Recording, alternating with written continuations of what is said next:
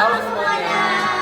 Perkenalkan kami dari kelompok 3. Saya Nicholas. Saya Putri, saya Farhan Halatu, saya Salma, saya Selvi. Baik, di sini kami dari kelompok 3 akan menjelaskan materi ilmu negara yang terkait tentang teori terbentuknya suatu negara. Selamat menonton.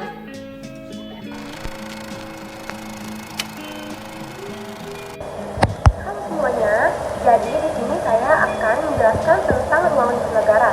Nah, ruang lingkup negara ini mempunyai beberapa aspek penting, yaitu yang pertama, asal-usul dan teori negara, yang mengkaji teori-teori tentang asal-usul negara, seperti teori perjanjian sosial, teori kekuasaan, teori ketuhanan, dan teori organisasi. Nah, yang kedua yaitu hakikat dan bentuk negara, yang menjelaskan tentang konsep dasar negara, yaitu yang perbedaannya dengan masyarakat atau organisasi lainnya, serta jenis dan bentuk negara seperti negara kesatuan, negara federal, dan negara konfederasi.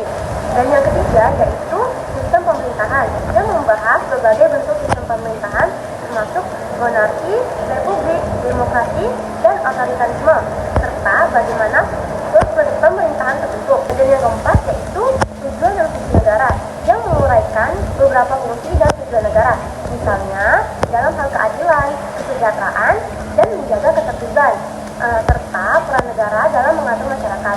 Dan yang terakhir yaitu yang kelima, kedaulatan dan kekuasaan, yang mengulas beberapa konsep kedaulatan sebagai sifat negara yang berdaulat dan bagaimana kekuasaan negara dikelola serta diatur. Nah teman-teman, selanjutnya saya akan membahas mengenai bagaimana sih hubungan ilmu negara dengan ilmu-ilmu lainnya. Nah, yang pertama ada hubungan ilmu negara dengan ilmu politik. Ilmu negara adalah bagian dari ilmu politik yang secara khusus mempelajari negara.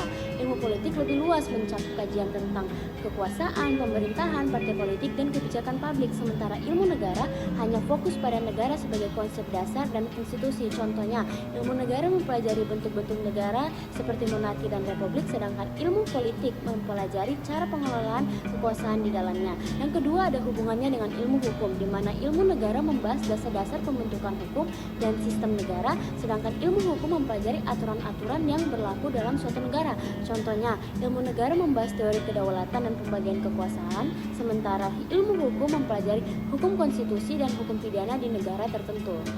Nah, yang ketiga ada hubungannya dengan sosiologi, di mana ilmu negara dan sosiologi ini saling terkait dalam memahami bagaimana negara mempengaruhi dan diatur oleh masyarakat. Kalau sosiologi mempelajari hubungan sosial dan struktur masyarakat, sedangkan ilmu negara melihat bagaimana negara terbentuk dan bagaimana hubungan negara dengan rakyatnya. Contohnya, ilmu negara mempelajari fungsi negara dalam menjaga keteraturan sosial, sementara sosiologi mempelajari bagaimana sih hukum atau kebijakan negara mempengaruhi dinamika sosial. Yang keempat ada hubungannya dengan ekonomi, di mana ilmu negara dan ekonomi berhubungan erat dalam pengelolaan sumber daya negara untuk kesejahteraan rakyat. Kalau ekonomi mempelajari bagaimana negara mengelola dan mendistribusikan sumber daya, sementara ilmu negara mempelajari peran negara tersebut dalam menciptakan kebijakan ekonomi tadi. Contohnya, ilmu negara mempelajari peran negara dalam sistem ekonomi kapitalis dan sosialis, sementara ilmu ekonomi menganalisis dampak kebijakan fiskal dan moneter negara terhadap pertumbuhan ekonomi. Nah teman-teman, yang kelima, yang terakhir yaitu hubungan dengan sejarah, di mana ilmu negara dan sejarah bekerja sama untuk memahami perkembangan negara dari waktu ke waktu. Sejarah menyediakan informasi mengenai pembentukan, evolusi, dan jatuhnya negara-negara, sedangkan ilmu negara memberikan teori tentang bentuk dan fungsi negara tersebut. Contohnya, sejarah mempelajari pembentukan negara-negara besar seperti Romawi atau Yunani kuno, sedangkan ilmu negara mempelajari bentuk pemerintahan seperti republik dan monarki yang muncul dari sejarah tersebut. Nah teman-teman, hubungan antara ilmu ini menunjukkan bahwa ilmu negara tidak bisa berdiri sendiri, tetapi saling terkait dengan ilmu-ilmu lain yang memahami bagaimana negara berfungsi di dalam masyarakat, sistem hukum, politik, ekonomi, dan sejarahnya. Nah jadi teman-teman, itulah hubungan ilmu negara dengan ilmu-ilmu lainnya. Selanjutnya teori hakikat negara pada zaman Yunani kuno, terutama dalam pemikiran Plato dan Aristoteles, berfokus pada konsep keadilan dan peran individu dalam masyarakat. Yaitu salah satunya ada Plato. Dalam karyanya Republik, Plato menggambarkan negara ideal sebagai suatu sistem yang dikelola oleh para filsufus raja yang memahami kebenaran dan keadilan. Selanjutnya ada Aristoteles. Dalam politik, Aristoteles menganalisis berbagai bentuk pemerintahan dan menekankan bahwa negara adalah untuk mencapai kebaikan bersama. Selanjutnya ada teori hakikat negara. Pada zaman Romawi berfokus pada konsep hukum, pemerintahan, dan keluarga negaraan. Selanjutnya ada hukum Romawi. Hukum menjadi pusat dari administrasi negara. Romawi mengembangkan sistem hukum yang kompleks, termasuk hukum sipil dan hukum publik. Selanjutnya ada republik dan kekaisaran. Selama periode republik, kekuasaan dibagi antara senat dan rakyat dengan penekanan pada partisipasi warga negara dalam politik.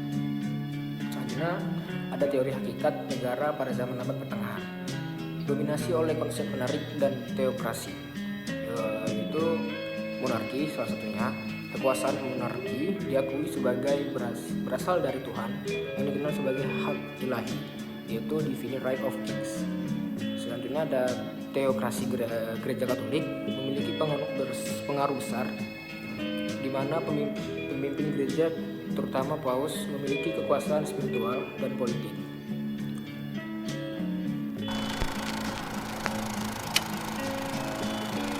Nah, selanjutnya di sini saya akan menjelaskan tentang teori asal mula negara. Apa saja sih teori asal mula negara itu? Nah, yang pertama itu adalah teori teokrasi atau sering disebut dengan teori aksi. Sebaliknya, teori ini menekankan bahwa individu adalah aktor yang memiliki agen atau kemampuan untuk bertindak secara independen dan membuat keputusan berdasarkan interpretasi mereka tentang dunia. Nah, setelah teori teokrasi, yang kedua itu ada teori perjanjian atau teori konteks sosial. Apa sih teori ini? Nah, teori ini adalah gagasan filosofis yang menyatakan bahwa masyarakat dan pemerintahan terbentuk berdasarkan perjanjian atau kesepakatan di antara individu-individu dalam suatu komunitas, dan teori ini dikemukakan oleh beberapa filsuf, yaitu yang pertama Thomas Hobbes, yang kedua John Locke, dan yang ketiga ada Jean-Jacques Rousseau. Nah, setelah teori perjanjian, kita akan masuk ke dalam teori kekuasaan. Teori kekuasaan itu adalah konsep dalam ilmu politik, sosiologi, dan filsafat yang berfokus pada bagaimana kekuasaan didefinisikan, diperoleh, dipertahankan, dan digunakan di dalam masyarakat. Berikut ada beberapa pendekatan utama dalam teori kekuasaan. Yang pertama itu teori kekuasaan Weberian atau Max Weber. Itu ada otoritas tradisional. Dan yang kedua, itu ada teori kekuasaan Marxis atau Karl Marx. Nah, yang ketiga itu ada teori kekuasaan, dan yang keempat, teori elit kekuasaan, dan yang kelima yaitu ada teori kekuasaan pluralis. Nah, yang terakhir itu ada teori yuridis. Apa sih itu teori yuridis? Nah, teori yuridis ini adalah teori dalam bidang hukum yang menekankan pentingnya hukum sebagai dasar legitimasi kekuasaan dan aturan dalam suatu negara. Berikut beberapa konsep inti dari teori yuridis. Yang pertama itu ada legalitas, dan kedua yaitu kedaulatan hukum. Oke, selanjutnya saya Feren akan menjelaskan mengenai apa aja sih teori-teori tujuan negara. Oke teman-teman, yang pertama ada teori kekuasaan menurut Lawson, di mana negara harus berkuasa penuh untuk mengatur rakyat. Contohnya, di Cina mereka menerapkan hukuman mati bagi koruptor, di Singapura dengan hukum cambuknya, di Arab Saudi dengan hukum syariahnya yang tegas. Namun, ada juga teori kekuasaan menurut Niccolo Machiavelli, di mana menurut Niccolo, pemimpin itu harus cerdas dan bisa menggunakan cara apapun termasuk kekuatan untuk mempertahankan kekuasaannya, seperti di Korea Utara, Venezuela, dan Zimbabwe. Namun ada juga yang ketiga, teori kekuasaan menurut Nietzsche. Menurut Nietzsche, negara harus mempromosikan kekuatan dan dominasi, bukan kelemahan. Contohnya seperti Nazi Jerman dulu dan Jepang imperial dulu. Yang keempat ada teori perdamaian menurut Dante. Menurut Dante, negara bertujuan untuk menciptakan perdamaian. Contohnya seperti PBB. PBB ada untuk menciptakan perdamaian dan menyelesaikan konflik antar negara. Yang kelima ada teori kebebasan menurut John Locke, di mana menurut John Locke negara itu bertujuan untuk melindungi hak kebebasan dan properti rakyat, di mana kebebasan individu itu tinggi, perlindungan properti kuat, dan hak-hak sipil itu terjamin. Yang keenam ada teori kesusilaan, di mana negara bertugas untuk menjaga moralitas dan etika masyarakat. Contohnya, negara yang mengatur hukum pernikahan dan larangan perjudian demi menjaga moral publik, seperti Brunei, Malaysia, dan Iran. Nah, teman-teman, yang keenam ada teori negara kesejahteraan, di mana negara harus memastikan kesejahteraan rakyat, terutama yang miskin, seperti negara Skandinavia, yaitu Swedia. Mereka menyediakan layanan kesehatan dan pendidikan gratis. Nah, teman-teman, yang ke-8 ada teori kebahagiaan menurut Montesquieu, di mana negara harus membuat rakyatnya bahagia dengan menciptakan hukum yang baik.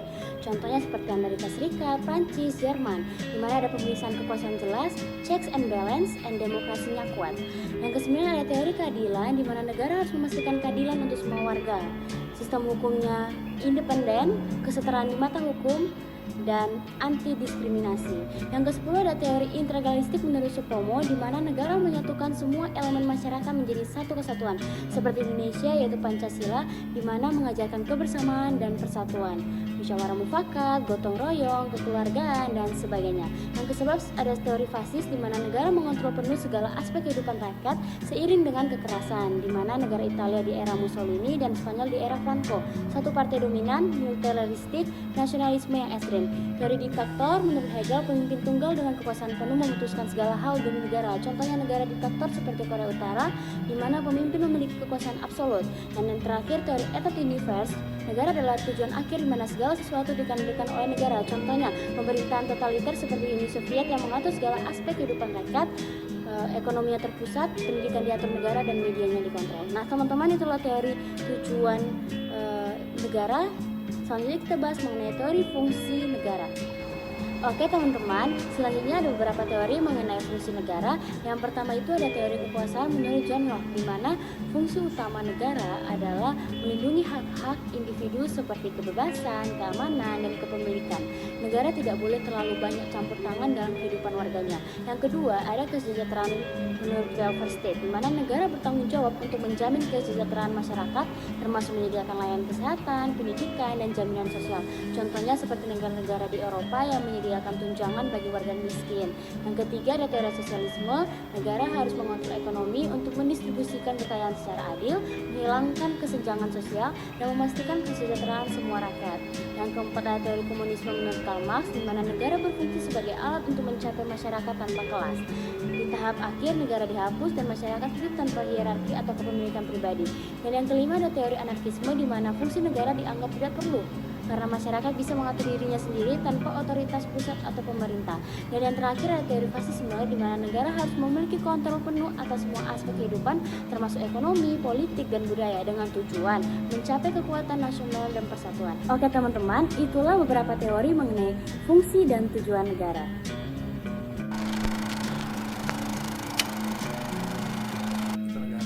Tipe negara dibagi dua, yaitu ada subjektif dan objektif. Dalam pandangan subjektif, tipe negara dilihat dari segi hukum yang dibagi dua, yaitu negara polisi dan negara hukum. Negara polisi adalah tipe negara di mana kekuasaan terbesar berada di tangan aparat untuk mengawasi dan mengendalikan masyarakat. Pada umumnya, pandangan negara polisi seringkali dikaitkan dengan pemerintahan otoriter, di mana kebebasan sipil dan asasi manusia dibatasi, dan lebih mengutamakan stabilitas dan kontrol daripada partisipasi masyarakat. Contoh dari tipe negara ini adalah Korea Utara. Yang kedua, ada negara hukum. Negara hukum adalah tipe negara yang memiliki pendidikan hukum dan dasar hukum dalam kehidupan bernegara. Dalam pandangan negara hukum, negara memiliki aturan-aturan hukum yang ditetapkan dengan tujuan untuk memberikan perlindungan kepada individu dan penegakan hukum yang adil. Contoh negaranya adalah negara Indonesia. Dan dalam pandangan objektif, tipe negara dilihat dari sejarah pertumbuhannya, yaitu ada negara Timur Purba. Negara Timur Purba adalah negara yang bersifat tirani dan otoriter. Dalam negara ini lebih ditekankan teokratis atau penekanan pada agama ateis, serta memiliki pemerintahan absolut. Pemimpin negara memiliki kekuasaan tak terbatas. Contoh negara ini adalah Mesir kuno. Yang kedua ada negara Yunani kuno. Negara Yunani kuno adalah negara yang bersifat polis dan memiliki sistem pemerintahan tersendiri, baik undang-undangnya. Dan negara ini bersifat demokratis, di mana terdapat hak individu untuk berpartisipasi dalam pemerintahan. Umumnya, pemerintah dipegang oleh ahli filsafat seperti Plato. Dalam negara ini adalah Yunani kuno. Yang ketiga ada negara Romawi. Negara Romawi adalah negara yang dipegang kaisar atau caesar. Dalam negara ini, kekuasaan mutlak dimiliki oleh seorang kaisar untuk mengatur dan mengendalikan negara serta militer. Contoh negara ini adalah Kekaisaran Romawi. Dan yang keempat ada negara Abad Pertengahan. Negara Negara abad pertengahan adalah negara yang memiliki bentuk pemerintahan seperti republik, kerajaan, monarki absolut. Terdapat beberapa pertentangan dalam tipe negara ini. Yang pertama, dualistis, pertentangan penguasa dan rakyat. Yang kedua, ada feudalistis, pertentangan pemilik dan penyewa. Yang ketiga, ada despotis, tentang negarawan dan gereja. Dan yang terakhir, ada negara modern. Negara modern adalah negara yang biasanya merujuk pada sistem pemerintahan yang berlandaskan pada prinsip-prinsip demokrasi, hak asasi manusia, dan pembangunan ekonomi yang berkelanjutan. Dalam tipe negara ini umumnya mengutamakan hak-hak individu dan kebebasan berpendapat. Contoh negara modern adalah Amerika Serikat. Selanjutnya, ada bentuk negara. Dalam bentuk negara terdapat 3 bentuk negara. Yang pertama adalah negara kesatuan. Dalam bentuk ini, kekuasaan pemerintahan terpusat di satu pemerintah pusat. Dan sistem pelaksanaan negara dapat dilakukan dengan cara sentralisasi maupun desentralisasi. Contoh negara ini adalah Indonesia tersendiri. Dan yang kedua, ada negara federal. Negara federal adalah negara yang terdiri dari beberapa negara bagian atau provinsi yang memiliki otonomi tertentu, tetapi tetap berada di bawah pemerintahan pusat. Masing-masing bagian memiliki kekuasaan untuk mengatur urusan lokal dan memiliki konstitusi masing-masing.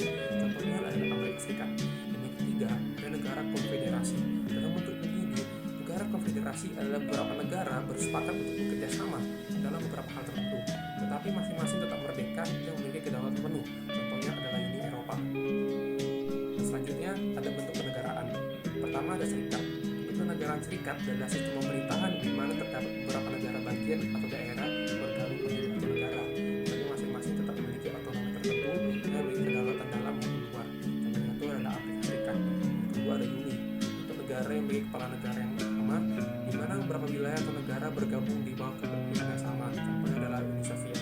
Kemudian yang ketiga ada Dominion, suatu bentuk pemerintahan yang berada di bawah kekuasaan suatu negara besar, biasanya sebagai bagian dari sebuah persemakmuran atau koloni Inggris, contoh Kanada dan kekuasaan Inggris. Yang keempat ada pengawasan, suatu bentuk pemerintahan di mana suatu negara diawasi oleh negara lain dikarenakan beberapa faktor seperti penjajahan, kalah perang, dan faktor historis. Negara pengawasan memiliki hak untuk mengurus urusan dalam negeri, akan tetapi untuk urusan luar negeri biasanya akan diserahkan kepada negara besar tersebut. Selanjutnya ada bentuk pemerintahan. Yang pertama, republik. Bentuk pemerintahan di mana kekuasaan dipegang oleh rakyat dan terdapat perwakilan yang dimiliki oleh rakyat. Dalam pemerintahan republik terdapat pemisahan kekuasaan antara eksekutif, legislatif, dan yudikatif. Terdapat beberapa jenis republik, yaitu ada republik absolut, republik parlementer, dan republik konstitusional. Republik absolut adalah kekuasaan tertinggi berada pada satu individu atau sering disebut presiden atau raja, tanpa batasan yang berarti dari konstitusi atau lembaga lain. Pemimpin memiliki kontrol penuh untuk pemerintahan dan masyarakat. Dan yang kedua ada republik parlementer.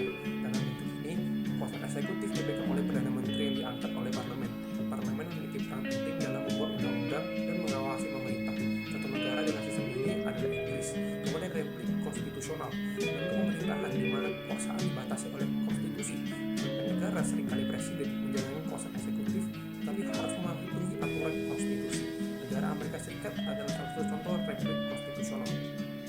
Dan yang kedua ada monarki, bentuk pemerintahan di mana kekuasaan pemerintah dipegang oleh seorang raja atau ratu dan bersifat diwariskan secara turun-temurun. Terdapat beberapa jenis monarki, yaitu monarki absolut, monarki parlementer, dan monarki konstitusional. Monarki absolut adalah bentuk pemerintahan di mana raja memiliki kekuasaan penuh tanpa batas hukum. Contohnya itu adalah Arab Saudi. Dan monarki parlementer adalah bentuk pemerintahan di mana raja atau ratu memiliki peran simbolis antara kekuasaan sebenarnya dipegang oleh parlemen, seperti di Inggris. Kemudian yang ketiga ada monarki konstitusional, bentuk pemerintahan di mana ada konstitusi yang mengatur kekuasaan raja dalam batasan konstitusi. Contohnya Swedia. Berikutnya ada sistem pemerintahan. Sistem pemerintahan terdiri dari dua, yaitu ada presidensial dan parlementer.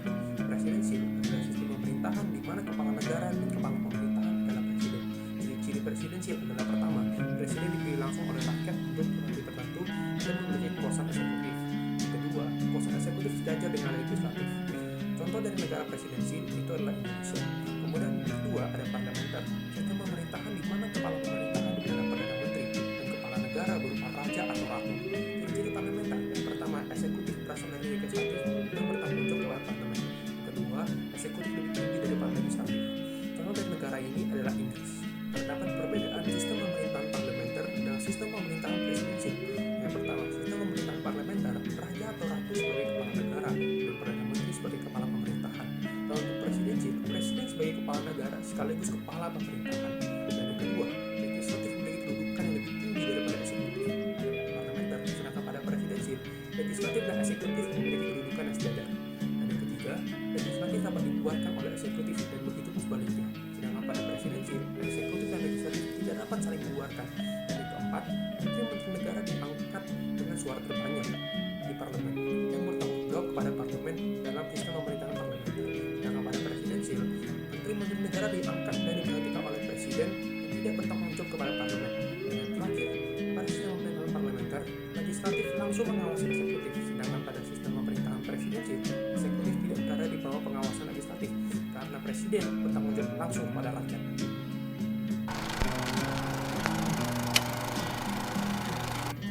Halo semuanya, di sini saya Salma akan menjelaskan unsur-unsur terbentuknya negara. Nah, dalam unsur-unsur terbentuknya negara ada 4.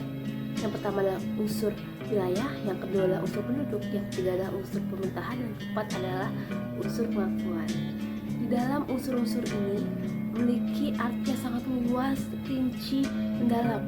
Di sini saya Salma akan meringkasnya agar teman-teman bisa langsung mengerti perbedaan unsur-unsur tersebut. Yang pertama adalah unsur wilayah. Adanya suatu wilayah tertentu mutlak bagi pembentukan suatu negara. Tidak mungkin ada suatu negara tanpa wilayah tempat bermukimnya penduduk negara tersebut.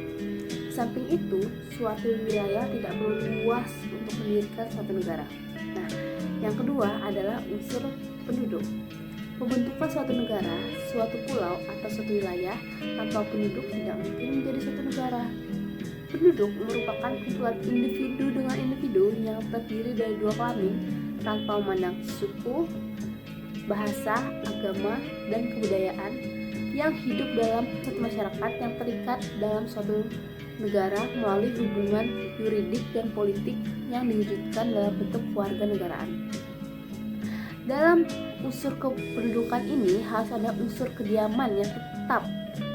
Penduduk yang tidak mendiami suatu wilayah secara tetap dan selalu berkelana disebut nomad. Tidak dapat dinamakan penduduk sebagai unsur konstitutif pembentukan suatu negara.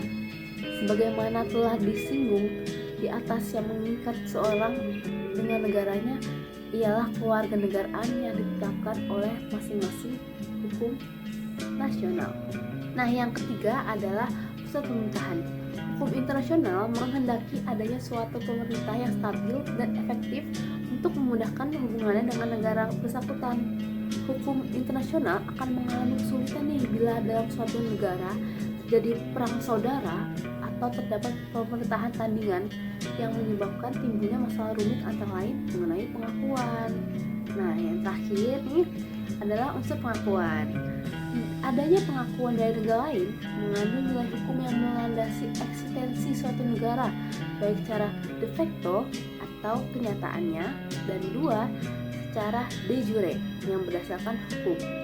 Tanpa adanya pengakuan, suatu negara mungkin akan menghadapi kesulitan dan berinteraksi di area internasional seperti hubungan diplomatik, ekonomi, dan lainnya dengan negara-negara lain. Di sini saya akan menjelaskan materi tentang teori lenyapnya negara. Teori lenyapnya negara muncul dari pandangan bahwa negara sebagai alat kekuasaan akan hilang dalam masyarakat tanpa kelas. Ada 2 pendekatan utama terkait teori ini, yaitu teori subjektif dan teori objektif. Nah, yang pertama, teori subjektif. Teori ini menekankan pada peran aktif manusia dalam proses lenyapnya negara. Menurut pandangan ini, negara akan hilang karena kesadaran sosial masyarakat berkembang. Ketika masyarakat memahami bahwa alat-alat negara seperti kekuasaan politik, hukum, dan kekuatan militer bukan lagi diperlukan untuk menjaga ketertiban, mereka secara bertahap akan menghapuskan institusi-institusi ini. Intinya, perubahan dalam kesadaran manusia dan hubungan sosial akan mengurangi peran negara hingga akhirnya lenyap. Evolusi sosial dan pendidikan yang meningkatkan kesadaran kelas pekerja sering dianggap sebagai pemicu utama proses ini. Teori yang kedua yaitu teori objektif. Berbeda dengan pendekatan subjektif, teori objektif lebih menekankan pada faktor-faktor struktural dan ekonomi sebagai pendorong utama hilangnya negara. Menurut teori ini, ketika kekayaan dan sarana produksi dimiliki bersama dan distribusi barang dipandu oleh kebutuhan bersama, negara secara otomatis akan menghilang karena tidak lagi diperlukan untuk mengolah konflik atau mengontrol sumber daya. Perkembangan Teknologi dan produktivitas ekonomi yang tinggi akan menciptakan masyarakat yang mandiri dan setara, sehingga fungsi-fungsi negara sebagai alat kekuasaan tidak lagi relevan. Dalam kedua teori ini, dilihat sebagai fenomena yang sementara dan hanya diperlukan dalam masyarakat yang masih memiliki kelas sosial dan ketidaksetaraan.